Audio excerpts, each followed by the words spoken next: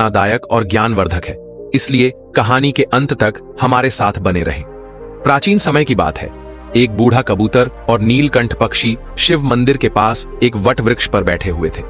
रोज उनका उठना बैठना वहीं होता था और वे भगवान भोलेनाथ की पूर्ण श्रद्धा से भक्ति किया करते थे। एक दिन नीलकंठ और कबूतर दोनों बैठे हुए थे। नीलकंठ ने बूढ़े कबूतर से एक प्रश्न पूछा और कहा, हे मित्र कबूतर, भाग्य बड़ा या बुद्धि? इस पर कबूतर कहता है, मित्र, आपका यह प्रश्न बहुत ही दिलचस्प और विचार करने योग्य है। आपके इस प्रश्न का उत्तर आपको एक कहानी के माध्यम से मिलेगा। तुम शांत चित्त होकर बैठ जाओ, मैं तुम्हें कहानी सुनाता हूं। नीलकंठ कहता है, ठीक है, और शांत चित्त होकर बैठ जाता है। वह अपने दोनों कानों को बूढ़े कबूतर की हर बात पर लगाता है और बड़े ध्यान से इस कहानी को सुनता है। बूढ़ा कबूतर कहानी शुरू करता है और कहता है, मित्र, प्राचीन समय की बात है। एक बार ब्रह्मा जी का दरबार लगा हुआ था। सभी देवतागण दरबार में बैठे हुए थे। भाग्य और बुद्धि भी वहीं थे। ब्रह्मा जी के दरबार में बैठे बैठे बात करते करते भाग्य और बुद्धि की नोकझोंक शुरू हो गई। जब यह बहस काफी बढ़ गई तो भाग्य कहता है, जो काम मैं करता हूं वह यह बुद्धि नहीं कर सकती। बुद्धि बोली, मूर्ख मत बनो। जब मैं किसी का साथ छोड़ देती हूं तो वह आदमी पागल हो जाता है, मृत्यु को प्राप्त हो जाता है। तुम कितना भी उसका साथ दे दो, लेकिन वह मेरे बिना कुछ नहीं कर सकता। भाग्य बोला, अरे मूर्ख बुद्धि, तुम नहीं जानती कि जिसका साथ मैं छोड़ देता हूं, फिर तुम चाहे कितना भी उसके साथ रहो, उसका भला कैसे हो सकता है? जब मैं यानी उसका भाग्य ही उसके साथ नहीं रहूंगा तो क्या वह कभी भाग्यवान या धनवान हो पाएगा? नहीं, ऐसा कदापि नहीं हो सकता। भगवान ब्रह्मा के दरबार में दोनों में ऐसे ही वाद विवाद बढ़ता गया। दोनों एक दूसरे से झगड़ने लगे। बुद्धि कहने लगी, मैं बड़ी हूं और मैं ही श्रेष्ठ हूं।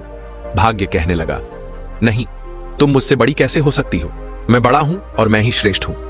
तभी ब्रह्मदेव ने दोनों को बहस करते हुए देखा और मन ही मन सोचा, भाग्य और बुद्धि दोनों महान देवता हैं।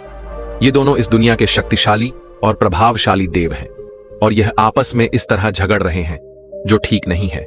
इनका फैसला तो मुझे ही करना होगा। ब्रह्मदेव ने बुद्धि और भाग्य से पूछा, तुम दोनों झगड़ क्यों रहे हो? भाग्य कहने लगा, ब्रह्मदेव, मैं जिस मनुष्य का साथ छोड़ देता हूं वह मनुष्य क्या कर सकता है? वह तो अपना सारा जीवन गरीबी और दरिद्रता में गुजारता है। वह अपने जीवन में कभी भी खुश नहीं रह सकता। इतना सुनते ही बुद्धि बोल उठी, नहीं ब्रह्मदेव, भाग्य झूठ कह रहा है। जब मैं किसी का साथ छोड़ देती हूं तो भाग्य चाहे उस मनुष्य का जितना भी साथ दे, वह कुछ नहीं कर सकता। बुद्धिहीन मनुष्य तो मृतक के समान होता है। भगवान ब्रह्मा ने दोनों की बात ध्यान से सुनी। उनकी बात सुनकर ब्रह्मदेव मन ही मन सोचने लगे, इन दोनों की समस्या तो बहुत गंभीर है, इसका फैसला कैसे किया जाए? फिर ब्रह्मदेव ने दोनों से कहा, ऐसे पता नहीं चलेगा, आप परीक्षण कीजिए। भाग्यदेव, आप अपने भाग्य का परीक्षण कीजिए और बुद्धिदेव, आप अपनी बुद्धि का। इसका प्रयोग करके बताइए कि तुम दोनों में से कौन बड़ा और श्रेष्ठ है। भाग्यदेव बोला, ब्रह्मदेव, जैसा आपका आदेश होगा मैं उसी का पालन करूंगा। ब्रह्मदेव ने कहा, आप मृत्यु लोक को ध्यान से देखिए। ब्रह्मदेव ने भाग्यदेव और बुद्धि को मृत्यु लोक दिखाया और कहा, देखो, इस जंगल में एक गरीब बुढ़िया और उसका इकलौता 20 वर्ष का बेटा झोपड़ी डालकर रहते हैं। वे बहुत ही गरीब हैं। उन्हें खाने के लिए अनाज का एक दाना भी नसीब नहीं हो रहा है। अब तुम दोनों इन पर अपने भाग्य और बुद्धि की शक्ति आजमाओ। तुम दोनों में से जो भी इस गरीब बुढ़िया के बेटे को धनवान बना देगा या सम्राट बना देगा, वही तुम दोनों में से बड़ा और श्रेष्ठ माना जाएगा। ब्रह्मदेव की बात सुनकर भाग्यदेव कहने लगा, परमपिता, यह तो छोटी सी बात है। भाग्य की बात सुनकर बुद्धि बोली, यह छोटी सी बात कैसे हो सकती है? जब तक मैं उसका साथ नहीं दूंगी तुम इसे कभी राजा नहीं बना सकते, सम्राट नहीं बना सकते। भाग्य ने कहा, बुद्धि, तुम नहीं जानती, अगर मैं उसका साथ दूंगा तो इसे राजा ही नहीं बल्कि एक महान सम्राट बनाऊंगा। बुद्धि बोली, ठीक है, हम दोनों इसी पर अपनी शक्ति का उपयोग करते हैं। इससे हमारी समस्या का फैसला हो जाएगा। जो जीतेगा वही श्रेष्ठ माना जाएगा। इसके बाद भाग्य ब्रह्मदेव से कहने लगा, ब्रह्मदेव, पहले मुझे अपनी श्रेष्ठता सिद्ध करने की अनुमति दीजिए। मुझे यहां से जाने और इस लड़के को सम्राट बनाने की आज्ञा दीजिए। ब्रह्मा जी कहते हैं, ठीक है। ब्रह्मदेव के कहते ही बुद्धि ने ब्रह्मदेव से कहा, ब्रह्मदेव, मैं इस लड़के का साथ छोड़कर आ रही हूं। उसकी बात सुनकर भाग्य ने कहा, ठीक है, तुम अभी उसका साथ छोड़ दो और ब्रह्मलोक में आ जाओ। बुद्धि भाग्य से कहने लगी, भाग्य, ध्यान रखना, कहीं ऐसा ना हो कि तुम इसे सम्राट बनाने के चक्कर में मार ही दो। यह व्यक्ति मरना नहीं चाहिए। भाग्य कहने लगा, बुद्धि, तुम यह सब दूर से देखती रहो। आज तुम्हारी हार निश्चित है, क्योंकि मैं ही तुमसे ज्यादा शक्तिशाली और बलवान हूं। बुद्धि बोली, ठीक है, मैं अभी इसी समय इस लड़के का साथ छोड़ रही हूं। ऐसा कहकर बुद्धि ने उसका साथ छोड़ दिया। बुद्धि के साथ छोड़ते ही वह लड़का अपनी शुद्ध बुद्धि खो बैठा, एक निर्गुणी बनकर रह गया, पागल और मूर्ख बन गया। अब भाग्य अपना काम करना शुरू करता है। वह देखता है कि उस व्यक्ति के पास कुछ नहीं है। एक घास फूस की बनी हुई झोपड़ी है और केवल 3 बकरियां बंधी हुई हैं। लड़का उन बकरियों के खाने के लिए पेड़ पौधों की पत्तियां काटकर लाता है और उन्हें चराता है। वह पूरा दिन इसी में गुजार देता है। उसकी स्थिति देखकर भाग्य सोचता है, ना इसके पास पहनने के लिए अच्छे वस्त्र हैं, ना ही पैरों में पहनने के लिए जूते। अब मैं इसका साथ दे रहा हूं और इसे राजा बनाकर रहूंगा। भाग्य ने पासा पलटा। जिस रास्ते से वह चरवाहा निकल रहा था, उसी रास्ते में भाग्य ने एक सुंदर सोने के जूतों की जोड़ी रख दी। लड़के का ध्यान उन जूतों पर गया, पर वह उन्हें पहचान नहीं पाया कि ये सोने के जूते हैं। उसे तो बस पैरों में पहनने के लिए जूते चाहिए थे, इसलिए उसने वे सोने के जूते पहन लिए और सोचने लगा, चलो जूते तो मिल गए, इससे मेरा बहुत समय का काम चल जाएगा। अब जंगल से चारा लाते और बकरियों को चराते समय मेरे पैरों में कांटे नहीं लगेंगे। उन जूतों को पहनकर वह अपने घर आ जाता है। प्रतिदिन उसकी यही दिनचर्या चलती रही। वह जंगल में बकरियों को चराने जाता और जंगल से पेड़ पौधों की पत्तियां काट कर लाता और बकरियों को चराता रहता था। उसकी माता की बुद्धि भी समाप्त हो गई थी, क्योंकि बुद्धि उसे भी छोड़कर चली गई थी। भाग्य ने तो उस चरवाहे का खूब साथ दिया, लेकिन उसके जीवन में कोई बदलाव नहीं आया।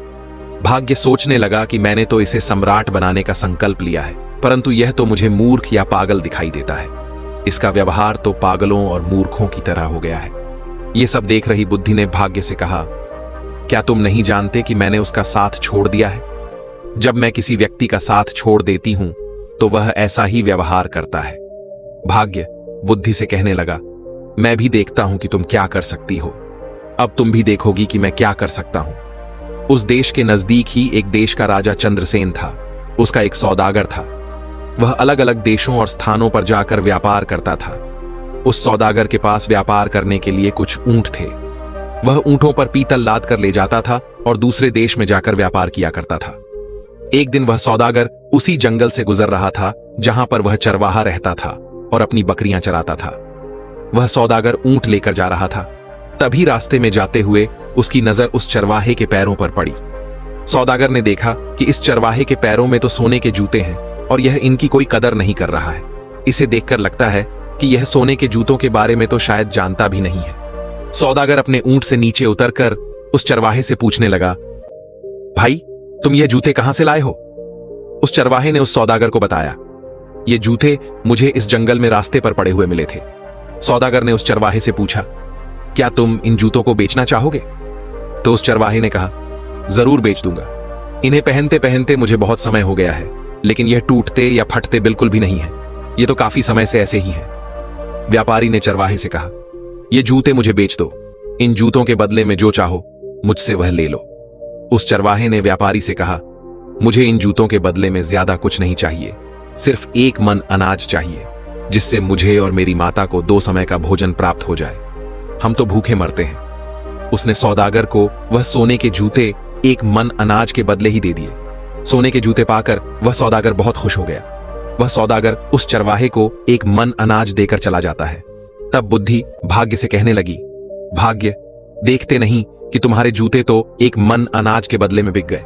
तुम समझ रहे हो ना, तुम्हारे सोने के जूते 1 मन आटे में जा रहे हैं। भाग्य ने बुद्धि की बात सुनकर कहा, बुद्धि तुम चिंता मत करो, मैं जिसका साथ देता हूं उसे कोई भी राजा बनने से नहीं रोक सकता। मैं इसे एक महान सम्राट बनाकर ही रहूंगा। बुद्धि कहने लगी, भाग्य तुम मेरे बिना कुछ नहीं कर सकते। देखना तुम इसे अवश्य मार दोगे। यह बेचारा कहीं राजा बनते बनते मर न जाए।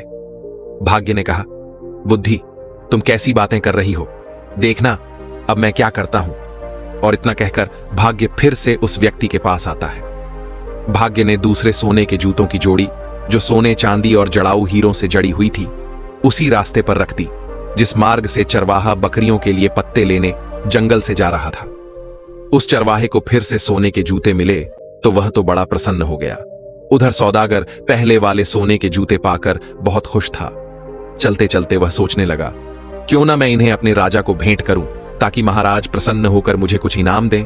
यह सोचकर वह सौदागर सोने के जूतों को लेकर महाराज चंद्रसेन के महल में गया। राज दरबार में जाकर उसने वह सोने के जूते राजा को दे दिए और कहने लगा, महाराज, यह स्वर्ण जूते मैं खास तौर पर आपके लिए लेकर आया हूं। ये जूते अद्भुत हैं। ऐसे जूते तो हमारे महाराज के पास होने चाहिए थे। महाराज चंद्रसेन जूतों को देखकर बहुत प्रसन्न हुए। सोने के सुंदर जूते देखकर उन्हें ऐसा लग रहा था कि जैसे यह जूते देवलोक से आए हों और देवताओं ने इन्हें बनाया हो, मानो स्वयं विश्वकर्मा ने इन्हें बनाया हो।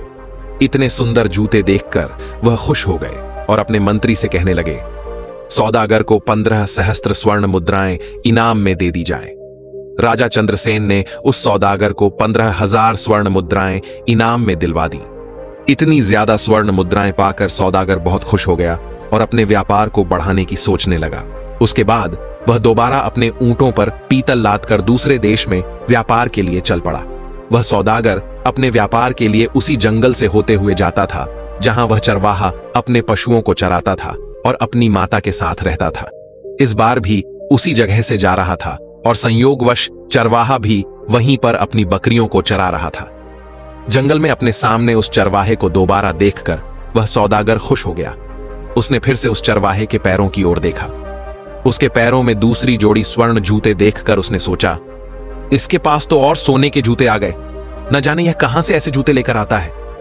सौदागर ऊंट से उतरा और उतरकर उस चरवाहे के पास आया और चरवाहे से बोला, भाई, क्या तुम फिर से इन जूतों को भी बेचना चाहोगे? चरवाहे की तो जैसे मनचाही मुराद पूरी हो गई। वह बोला, हां हां, जरूर बेच दूंगा, लेकिन इस बार आपको इसके बदले में मुझे एक बोरी चने की देनी होगी। सौदागर भी खुश हो गया और बोला, हां हां, ठीक है, मैं एक बोरी चने की दे दूंगा। चरवाहे ने एक शर्त और रख दी। वह बोला, चने भुने हुए होने चाहिए। सौदागर ने उसकी यह बात भी मान ली। एक बोरी भुने हुए चने की उसको दे दी। वह उससे सोने के जूते की दूसरी जोड़ी भी लेकर आगे चला गया। अब सौदागर के मन में यह विचार आने लगा, पहले एक जोड़ी जूते जो मैंने महाराज को भेंट किए थे, उसके बदले महाराज ने मुझे 15,000 स्वर्ण मुद्राएं दी थीं। इस बार हो सकता है कि महाराज मुझे पिछली बार से भी ज्यादा बड़ा इनाम दे। मैं इनको भी महाराज की सेवा में लेकर जाता हूं। वह इस बार भी उन हीरे जवाहरात और रत्न जड़े सोने के जूतों को लेकर राजा चंद्रसेन के दरबार में पहुंच गया। सौदागर राजा से बोला, महाराज, मैं आपके लिए हर बार कोई ना कोई विचित्र वस्तु लाता रहता हूं। हे राजन, आप इन्हें स्वीकार कीजिए। राजा चंद्रसेन ने जब जूतों को देखा तो कहने लगा, सच में यह बहुत सुंदर है। ये सोने के जूते हैं और पिछली बार दिए गए सोने के जूतों से भी ज्यादा सुंदर हैं। सौदागर, मुझे तुम यह बताओ कि तुम ये जूते लाते कहां से हो? तुम्हें ये जूते कौन देता है? अब सौदागर क्या बोलता? जब सौदागर को कुछ समझ नहीं आया कि राजा को क्या जवाब दे, तो कुछ सोच विचार कर उसने झूठ बोलना ही ठीक समझा और बोला, महाराज, दक्षिणी देश में एक सम्राट है। सम्राट के यहां मैं अपने पीतल का व्यापार करने जाता हूं, तो वह इनाम में ऐसे जूते दे देते हैं। उन्होंने 2 बार मुझे सोने के जूते दिए, तो मैंने दोनों बार वह आपकी सेवा में अर्पित कर दिए। यह सुनकर राजा सौदागर से बोला, सौदागर, क्या उस राजा का कोई पुत्र है? सौदागर ने फिर झूठ बोल दिया।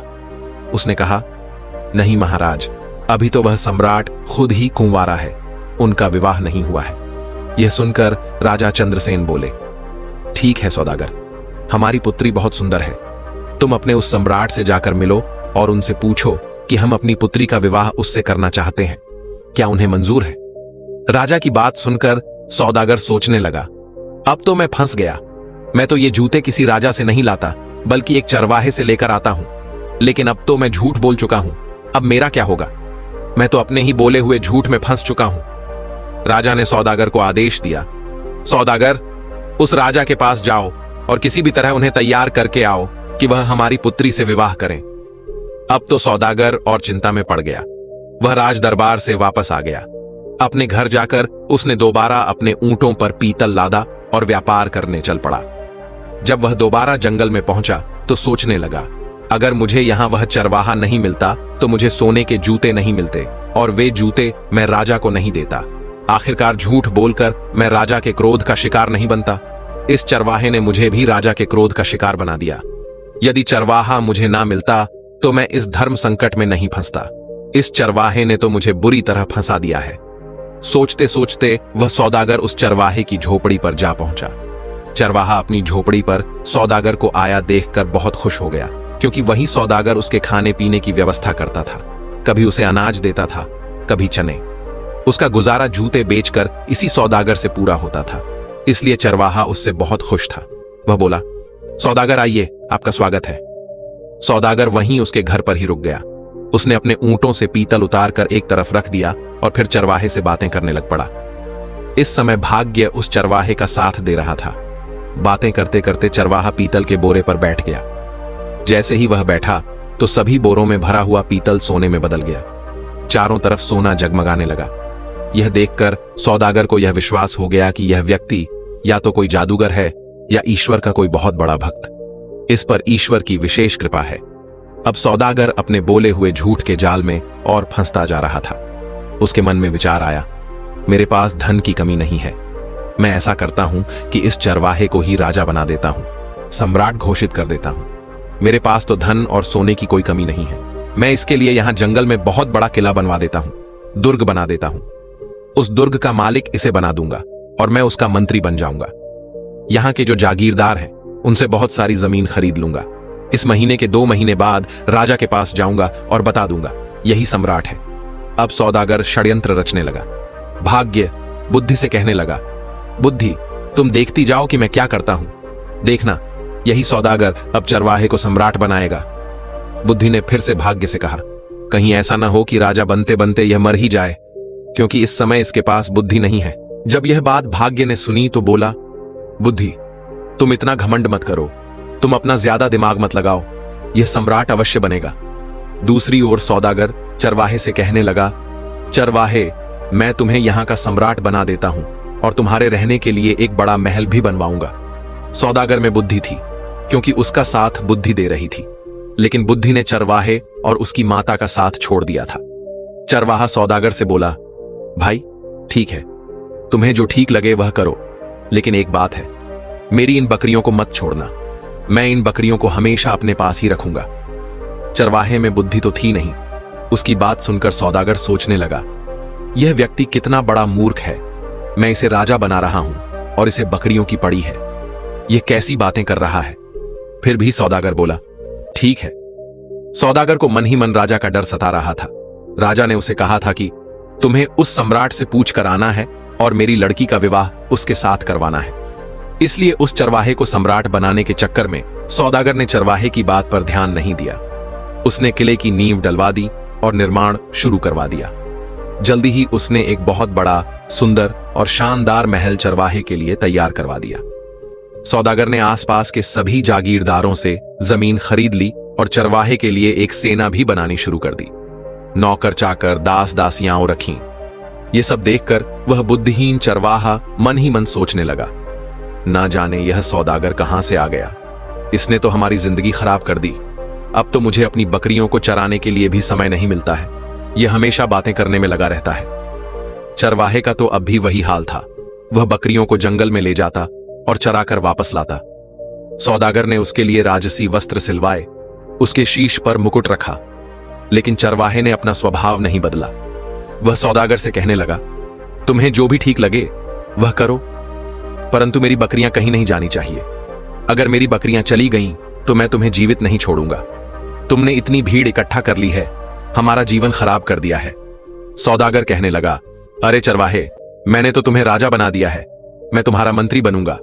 लेकिन उस चरवाहे की समझ में यह सब कुछ नहीं आ रहा था। दोस्तों, अब भाग्य बुद्धि से कहने लगा, बुद्धि, देखो, मैंने इस चरवाहे को राजा बना दिया है। अब यह एक किले का मालिक बन चुका है। बुद्धि कहने लगी, अरे भाग्य, तुम क्यों झूठ बोल रहे हो? यहां बैठे हुए समस्त देवता इस बात का फैसला करेंगे कि तुमने इसे राजा बना दिया या नहीं, या यह अब भी वही चरवाहा है।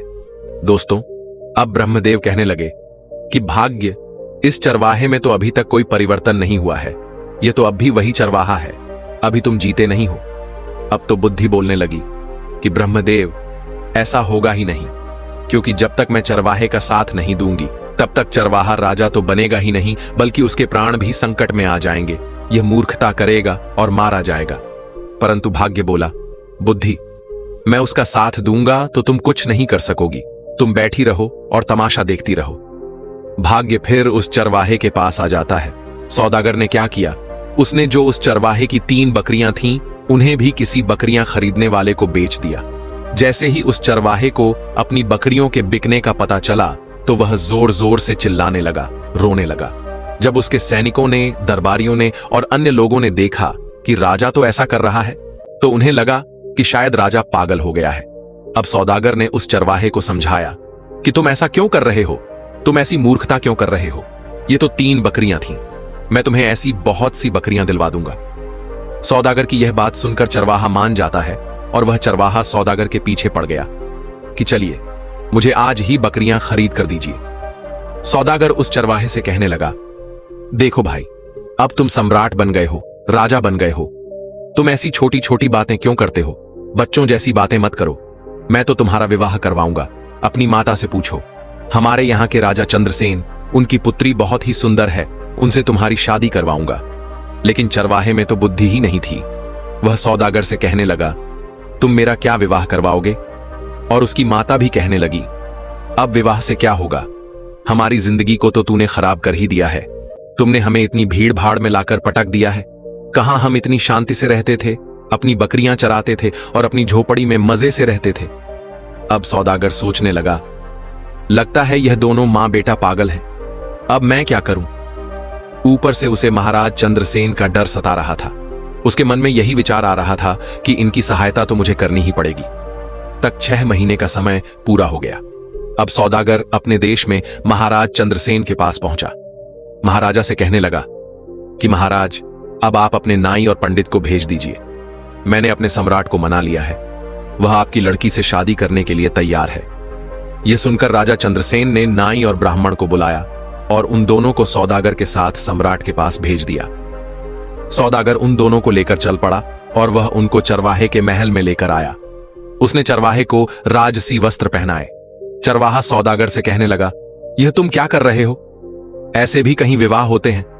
सौदागर बोला, अब तुम चुप रहना, अब बिल्कुल भी मत बोलना, नहीं तो महाराज चंद्रसेन तुम्हें और मुझे दोनों को फांसी की सजा दे देंगे। इस बात का ध्यान रखना कि अब तुम्हें बोलना नहीं है। सौदागर के मुंह से फांसी की बात सुनकर चरवाहा बुरी तरह से डर जाता है और उसकी बात मान जाता है। राजा के नाई और ब्राह्मण उसकी सगाई कर देते हैं और शुभ मुहूर्त देखकर विवाह का दिन तय करके उसे बोल देते हैं कि आपको इस दिन बारात लेकर महल में आना है। इसके बाद नाई और ब्राह्मण वापस अपने देश को लौट जाते हैं। उनके महल में पहुंचने के बाद राजा ने उनसे पूछा कि सम्राट कैसा है? नाई और ब्राह्मण बोले, महाराज, उसके पास तो किसी चीज की कमी नहीं है, बहुत सारा सोना है, खजाने भरे पड़े हैं, वह तो बहुत ही महान राजा दिखाई पड़ता है। बात सुनकर राजा चंद्रसेन भी बड़े प्रसन्न हुए। अब तो राजा चंद्रसेन ने भी शादी की तैयारी शुरू कर दी। धीरे धीरे समय बीतता गया और विवाह का शुभ दिन नजदीक आ पहुंचा। विवाह के दिन सौदागर ने चरवाहे को खूब सजाया, दूल्हा बनाया और एक सुंदर रथ में बिठाकर उसकी बारात लेकर चल पड़ा। इधर सौदागर चरवाहे को शादी के लिए लेकर जा रहा था। उधर भाग्य बुद्धि से कहने लगा, देखो बुद्धि, अब मैं चरवाहे का विवाह भी राजा की पुत्री से करवा रहा हूं।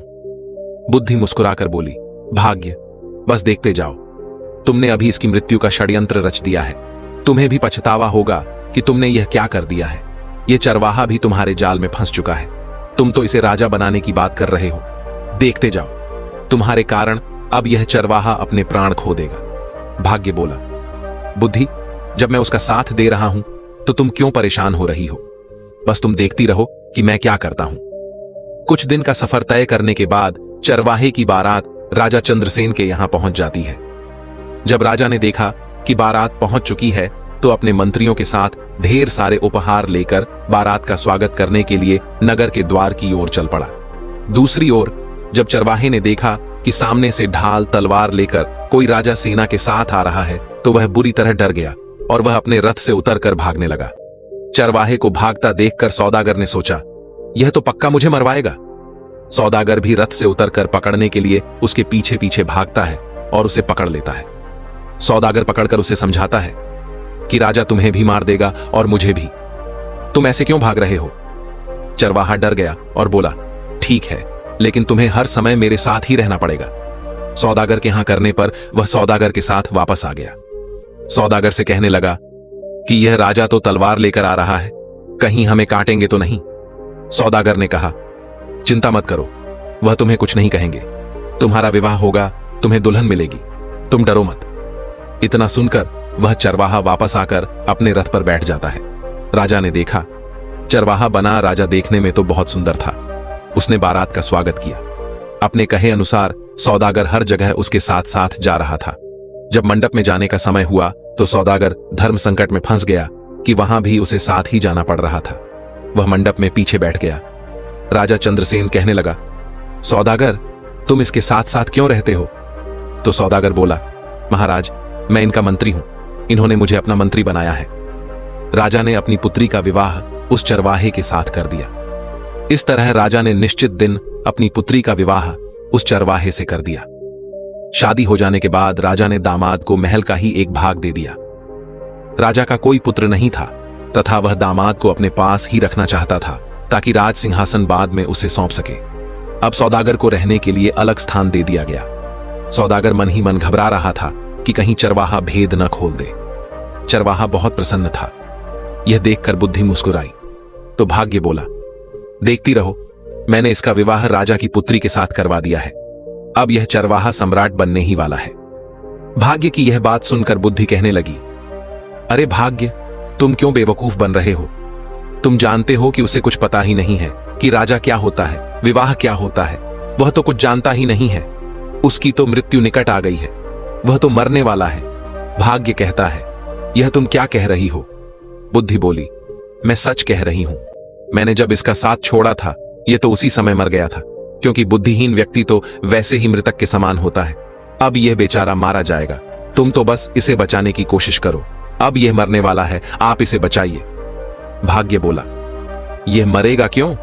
इसकी शादी हो गई है, अब यह आराम से वहां पर रहेगा और फिर सम्राट बनेगा।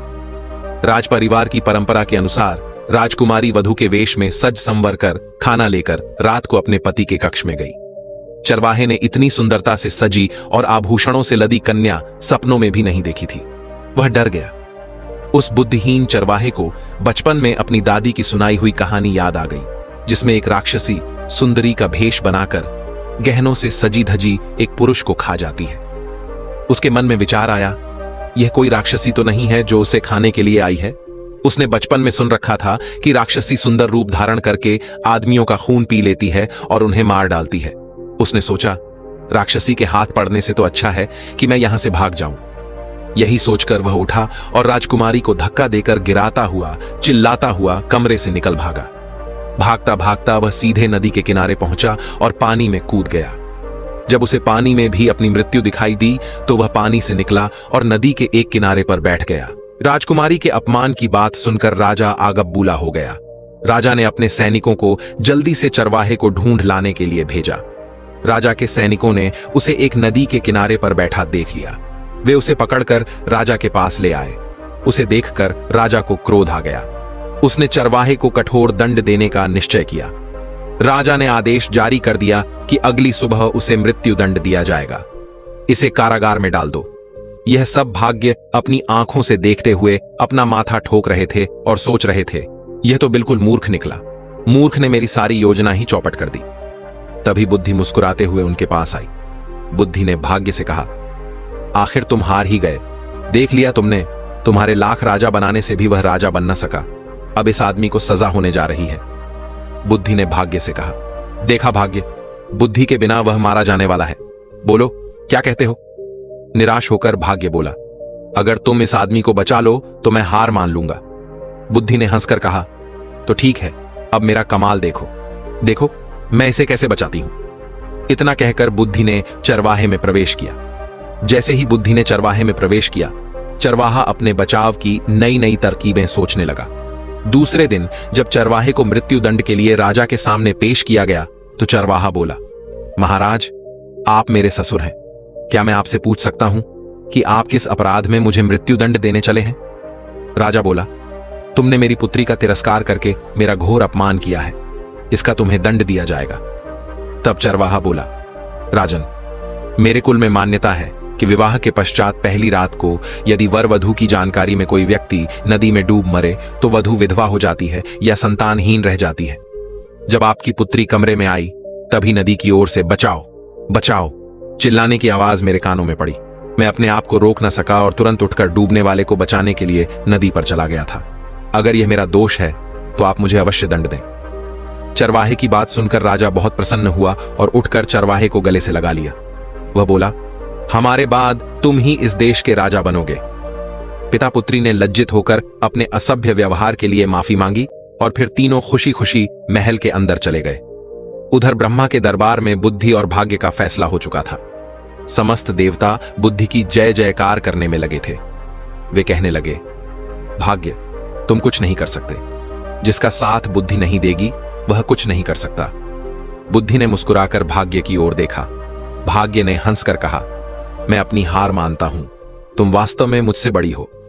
साथियों, इस तरह नीलकंठ को भी अपने प्रश्न का उत्तर मिल चुका था और उसके बाद बूढ़ा कबूतर और नीलकंठ भोजन की तलाश में जंगल की ओर निकल गए।